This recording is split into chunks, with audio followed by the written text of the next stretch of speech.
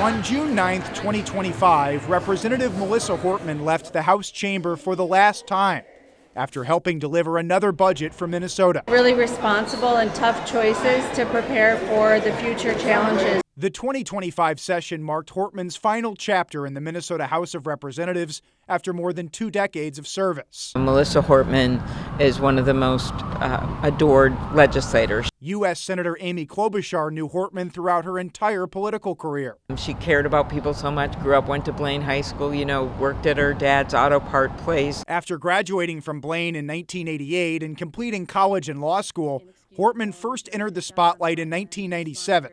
As a young attorney taking on a high-profile housing discrimination case. The way that these landlords treated Ms. Harmon and her daughters is absolutely inexcusable. A year later, Hortman made her first run for the Minnesota House, losing a bid in 1998 and then again in 2002 before she was elected to represent the North Metro in 2004. Melissa Hortman grew up in a working-class community in Anoka County, and a lot of that, those values shaped her all the way through. Representative Zach Stevenson worked on Hortman's earliest campaigns. Hard for me to imagine how different my life would be today if I hadn't met Melissa Hortman. After taking office in 2005, Hortman made education funding and transportation some of her top priorities. If the things that I care about get done, whether or not anybody can tell that I touched them, I will feel like it has been a success. In 2006, Hortman displayed vision by pitching Minnesota as a potential host for the 2020 Summer Olympics. We need to have a task force take a look at what goes into making a bid. Over the next decade, Hortman climbed the ranks of House DFL leadership and became minority leader in 2017. Call the House, Mr. Speaker. That year, Hortman called out colleagues for playing cards in a side room during floor debate. And I'm really tired of watching women of color, in particular, being ignored. 2 years later, when the DFL took the House in 2019, Hortman became the Speaker. I do. Under divided government, she navigated tough budgets. We're not there yet. And led her chamber through the pandemic and the murder of George Floyd. As the people of Minnesota need for us to act. After the DFL swept control of the full legislature in 2023, Hortman's influence as Speaker grew. The electorate sent a really strong message. She helped steer the passage of universal school meals, abortion rights protections, and the legalization of marijuana. A lot of things we've been able to get done that we've been trying to do. After 6 sessions as Speaker, Hortman's caucus had to work under a 67-67 tie with Republicans during the 2025 session.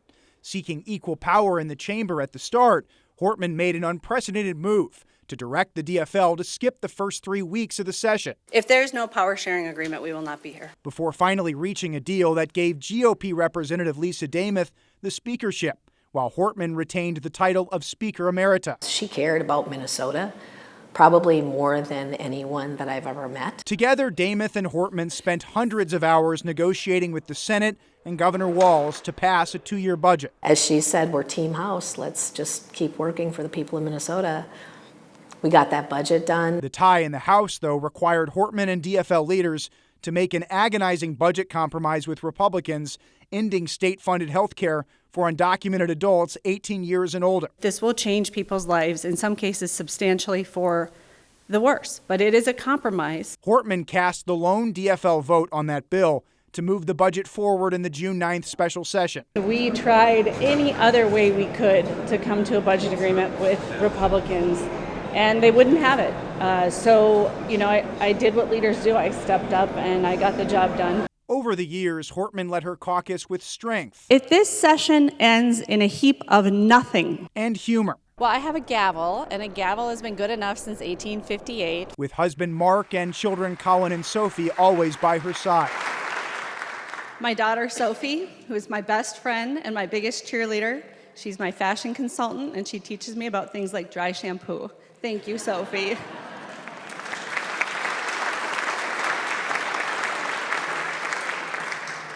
My son Colin, who's my little buddy, my 6'2" bearded little buddy, who taught me the most important thing a person can learn, which is to love your children completely and watch them bloom.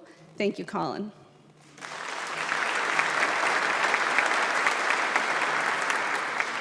But most of all, to my husband, Mark, the love of my life. without whom I could not do this work that I love so much. After I lost twice, and any sane person would have given up, Mark fully supported me. He always believed in me. I love you, Mark. Thank you.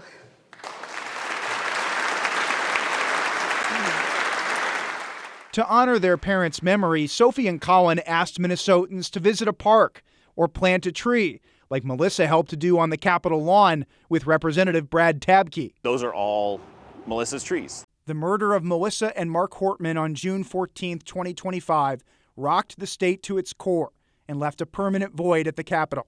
Our state lost a great leader, and I lost a dearest of friends. But the speaker's impact can never be erased. Because of Melissa's leadership style, where she invested in others, there's a host of people here at the Capitol who are ready to continue her work and make sure that her legacy lives on. Danny Spiewak, KARE 11 News.